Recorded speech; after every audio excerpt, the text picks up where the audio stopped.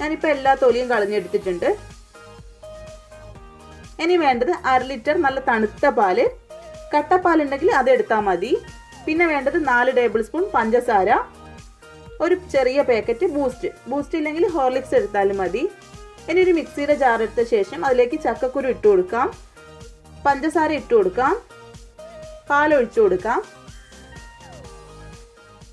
ഇനി ഇതിലേക്ക് 1 table spoon boost ചേർത്ത് കൊടുക്കാം. ഇനി മിക്സിയുടെ ജാർ അടച്ച് വെച്ച് നന്നായിട്ടൊന്ന് അടിച്ചെടുക്കണം. ഇപ്പൊ നന്നായിട്ട് അടിച്ചെടുത്തിട്ടുണ്ട്. ഇപ്പൊ നമ്മളുടെ ടേസ്റ്റി ആയിട്ടുള്ള ചക്കക്കുരു ഷേക്ക് റെഡി ആയിട്ടുണ്ട്. നിങ്ങളുടെ കയ്യിൽ ബൂസ്റ്റ് ഇല്ലെങ്കിൽ ഒരു ചെറുപഴം ചേർത്ത് കൊടുക്കാം. അതും ഇല്ലെങ്കിൽ 2 ഏലക്കായ ചേർത്താലും മതി.